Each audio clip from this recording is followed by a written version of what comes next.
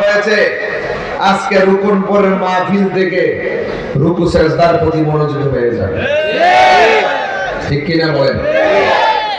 আমার বিষয় দিচ্ছেন তো খুব নরমাল, খুব মহব্বতের। এই ওয়াজ আমি সব মাহফিলে করি, আজকে করব। করার আগে ভূমিকা কিছু কথা না বললে হবে না, কারণ মসজিদে বানাইতে গেলে ফাউন্ডেশন লাগবে। ফাউন্ডেশন দিয়ে এটা সাথ দিতে পারতেন। উপরে পাতলা কাপড়টা কি এমনি টানাইছেন? খুঁটি লাগছে না? তো এই যে খুঁটি লাগছে, এই যে লাগাইছে, এই পর্দাটা ছাড়া উপরে তাকাই দেখে যেতে বড় আসমান বানাইছে। আল্লাহ একটা খুঁটির ব্যবহার করে নাই। সেই রবকে আপনি চিনেন না? চিনবেন। রব ছাড় দেয় কিন্তু ছেড়ে দেয় না, ছাড় দেয় কিন্তু ছেড়ে দেয় না। যুবক ভাইরা আমার, আপনাদের কাছে আমার অনুরোধ থাকবে, ইবাদত হবে একজনের। জবান খুলে কোন তিনি কে? আল্লাহ। আর বড় করে তিনি কে? আল্লাহ। আমার ভাইরা গভীর মনোযোগ, স্টেজের মধ্যে উঠেছি, যতটুকু সামাজিক কথা বলেছি প্রত্যেকটা কথা আপনার আমার জীবনের জন্য গুরুত্ব আছে না নাই? আল্লাহ রাব্বুল আলামিন বলেন, এই দুনিয়াতে ইবাদত হবে একজনের। জবান খুলে বলুন তিনি কে? আর মায়া সুরে বলুন তিনি কে? ও বন্ধুরে, কি দিয়ে আওয়াজ বুঝাইতাম? আমি আপনাদের সামনে দুইটা বিষয় নিয়েছি, একটা হলো ইবাদত আর একটা খেদমত। কারণ মসজিদের জায়গা যেহেতু নিচে, এই ইবাদত করার জন্য মসজিদে যাওয়া লাগবে। এই জন্য আমি আয়াতটা তেলাওয়াত করেছি। আল্লাহ বলে, আমি আল্লাহ তোর কাহাবে ইবাদত করা যাবে না। ও ডাবলির গোষ্ঠী বালাপিরা শুনে যাও, তোমরা মনে করো আমরা দেশতে বাইকে যাই না ফিরার। তোমরা মনে করছো এমন বহুত ক্ষমতাবান লোক থাকে, কিন্তু ইমানদারের কাছে কোনো পাত্তা পায় না। কথা বলেন,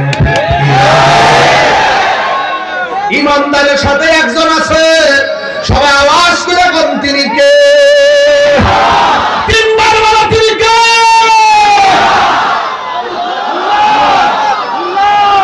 আল্লাহু আকবার, আল্লাহু আকবার। ওই আল্লাহর দয়া আছে না না? আরো জোরে আছে না না? 12টার ভিতরে ওয়াজটা গোছায় নিব, কিন্তু ধৈর্য লাগবে রে বাবা। আপনারা বলেন সেজদা পাওয়ার মালিক কে? আল্লাহ। আমরা কি বাবা শাহজালালের মাজারে যায় সেজদা করি? না। শাহপুরানের মাজারে যায় সেজদা করি? না। এরপরে আমরা একটা মাজারে পূজারি।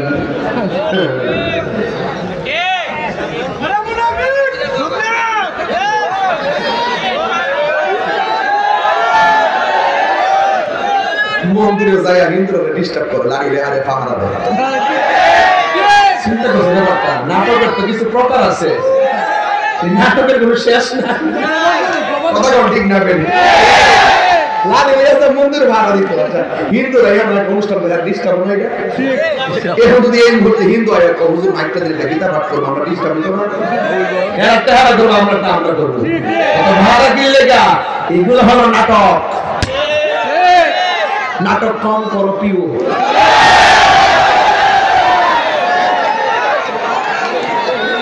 কষ্ট হইতেছে আপনারা? কষ্ট হইতেছে? কাহিনীরে নতুন করে বোঝা লাগবে না।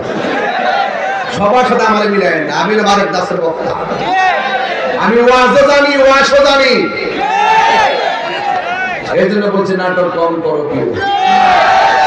আমরা মুরব্বীরা বলছি না, পুরো মনে টিভি বলছি।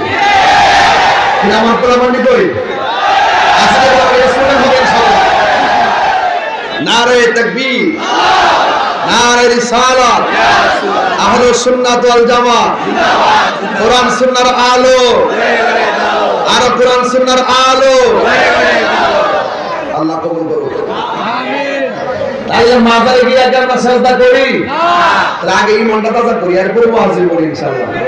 আর যেতে 12টা পরে বাইন্দা দিছি, যদি জুস উঠে বের গরি কাটা বলতে হবে।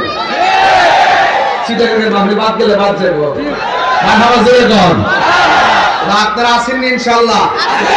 কারা কারা নাই হাত তুলেন। এরা থাই কি কই হারা নাই। আপনাদের গুন্ডারে স্বাভাবিক করতেছিলেন, ওয়াজ করা যাবে না। তাই না বলেন? ইজ্জতের মালিক কে? এই 2025 সালে আমরা পুরনো যা কিছু আছে সব ভুলে যাব। আমরা নতুন ভাবে, নতুন উদ্যমে, নতুন সাহস আর নতুন অনুপ্রেরণা নিয়ে আমরা সামনে এগিয়ে যাব। কথা বলেন ঠিক না? 2025 সালে আপনাদের মাহফিলে করতেছি, মারহাবা বলতেন না আপনারা? নতুন বছর, এটা নববর্ষ, এটা ব্যবসা আছে না? এটা ব্যবসা আছে না ইনশাআল্লাহ? তবে আমরা এই নতুন বছরটা বরণ করেছি যাত্রা গানের কনসার্ট দিয়ে নয়।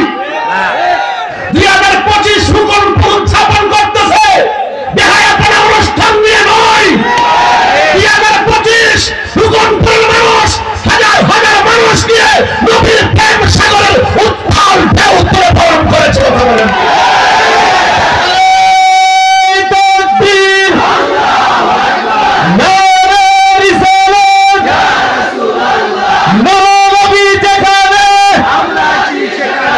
Holy